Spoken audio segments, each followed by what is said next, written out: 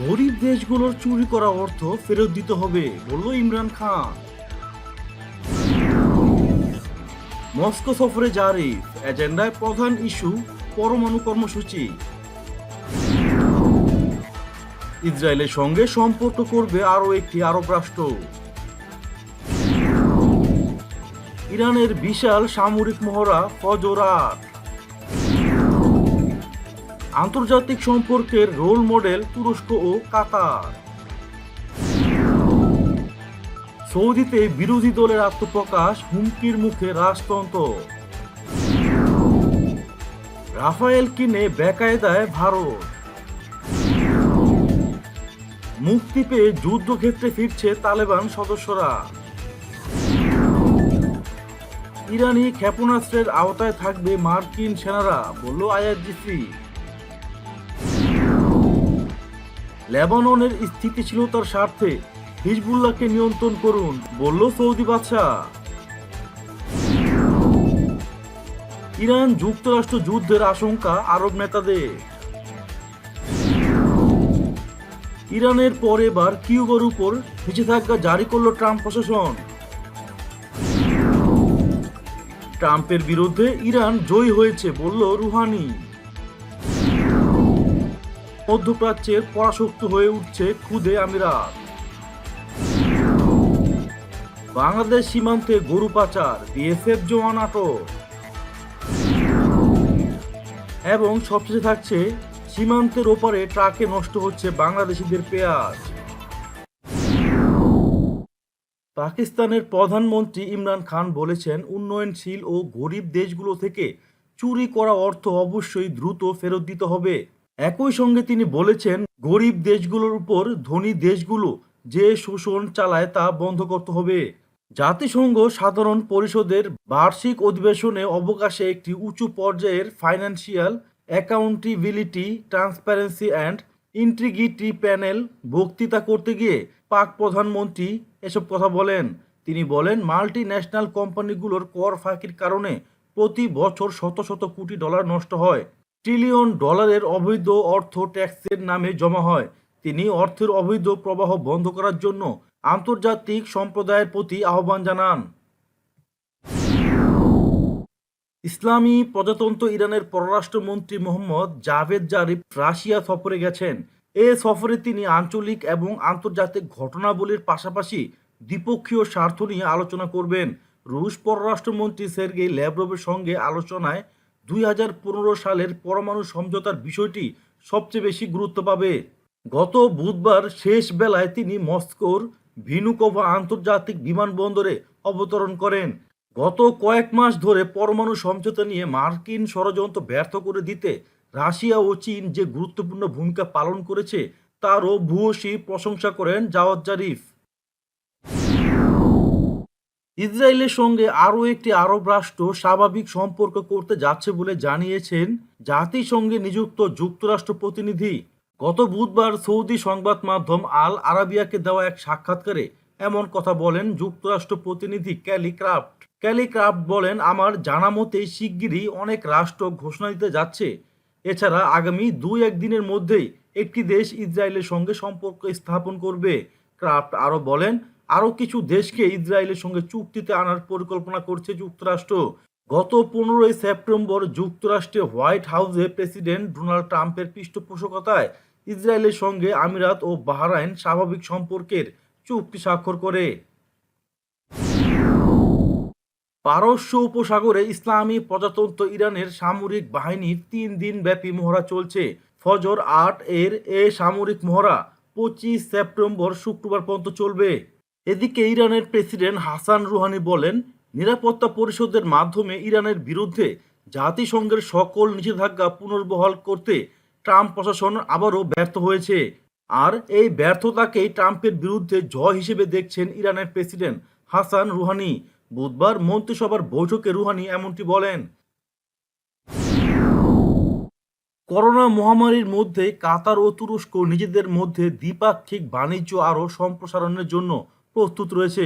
বুধবার কাতারের ওয়েবিনারে একথা জানিয়েছেন দেশ দুটির কর্মকর্তারা। অ্যাক্সেস কাতার সিরিজ অংশ হিসেবে উদীয়মান সুযোগ কাতার ও তুরস্ক শীর্ষক ওয়েবিনারটি যৌথ উদ্যোগে আয়োজন করে ইস্তাম্বুল চেম্বার অব কমার্স এবং দোহাস্থ তুর্কি দূতাবাস।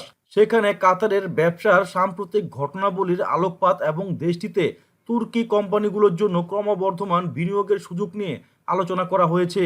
পেনিনসাউলা কাতারের বরাত দিয়ে মিডল ইস্ট মনিটরের খবরে বলা হয়, কাতার ও তুরস্কের মধ্যকার দ্বিপাক্ষিক বাণিজ্য উল্লেখযোগ্য হারে বেড়েছে।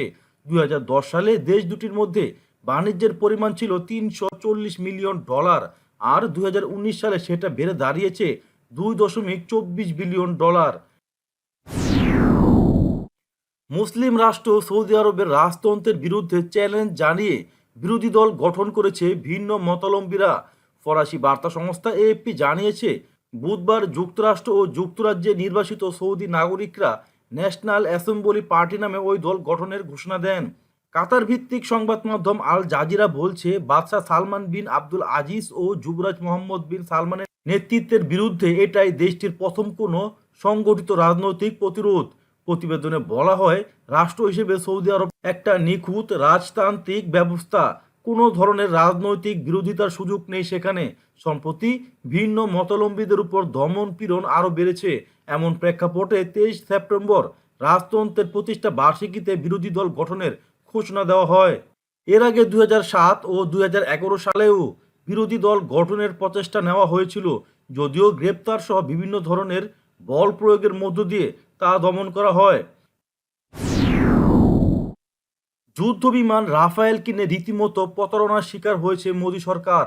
যুদ্ধবিমান নির্মাতা ফরাসি সংস্থা দাসো এভিয়েশন এবং এমবিডি সংস্থার বিরুদ্ধে শর্ত না মানার দাবি উঠেছে ভারতীয় সংবাদ মাধ্যমে।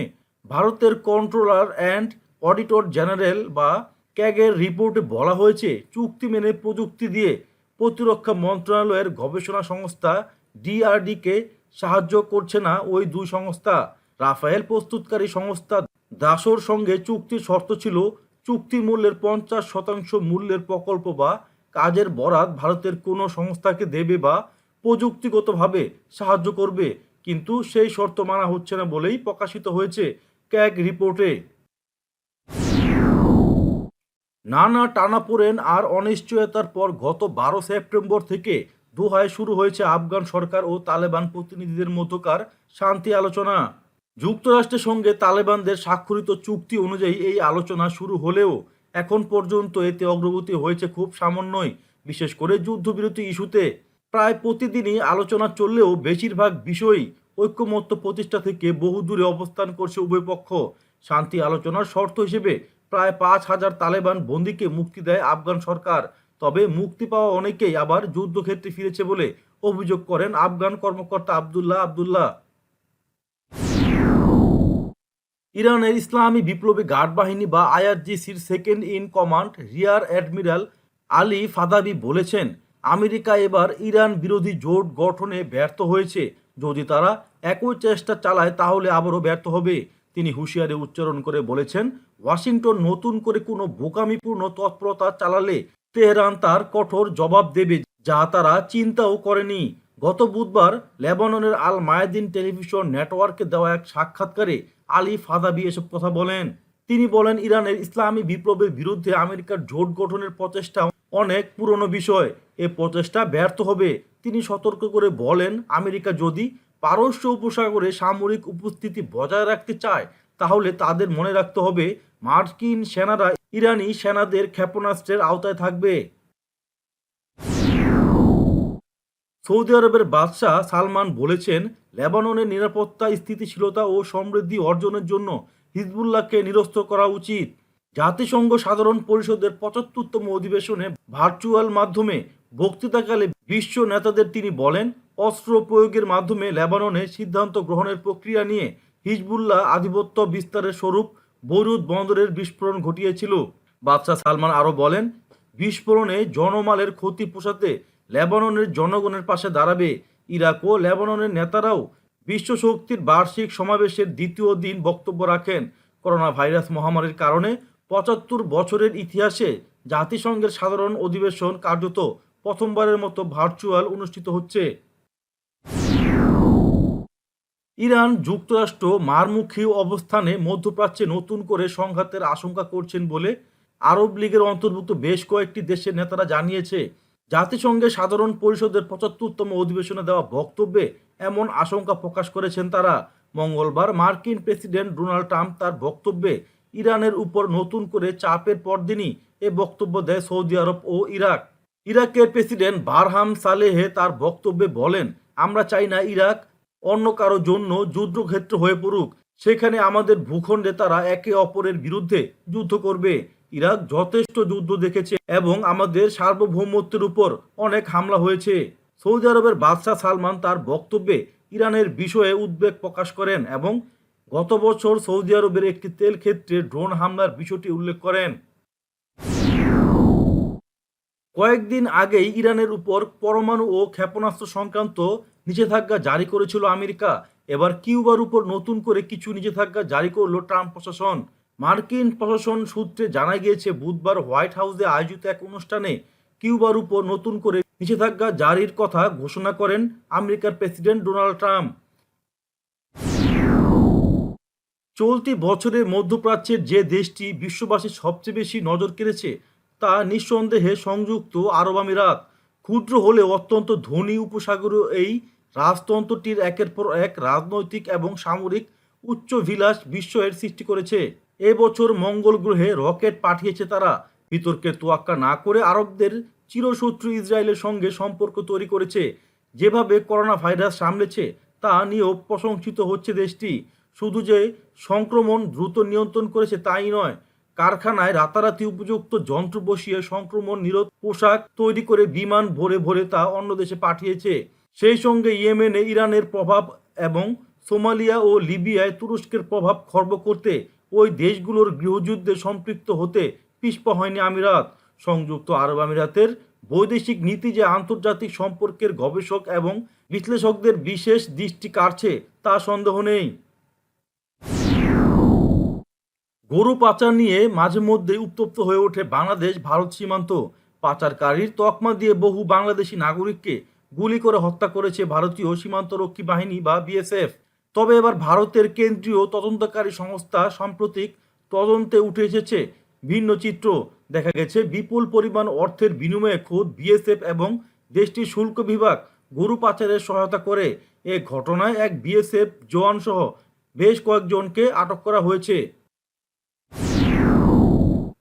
ভারতের নিষেধাজ্ঞা জারির কারণে গত 11 দিন ধরে বেনাপোল বন্দর দিয়ে পেঁয়াজ আমদানি বন্ধ রয়েছে। এতে সীমান্তের ওপারে পেট্রোপাল বন্দরে আটকা পড়া ট্রাকগুলোয় থাকা পেঁয়াজে পচন ধরেছে। এসব ট্রাক দ্রুত ছাড় করাতে না পারলে বড় ধরনের ক্ষতির শিকার হবেন বাংলাদেশি ব্যবসায়ীরা। জানা গেছে, বাংলাদেশে প্রবেশের জন্য ভারতের বিভিন্ন স্থল বন্দরে পেঁয়াজ ভর্তি অসংখ্য ট্রাক অপেক্ষা ছিল। অনুমতি না পাওয়ায় পেঁয়াজ ভর্তি অনেক ট্রাক যেখান থেকে লোড হয়েছিল সেখানেই ফেরত গেছে।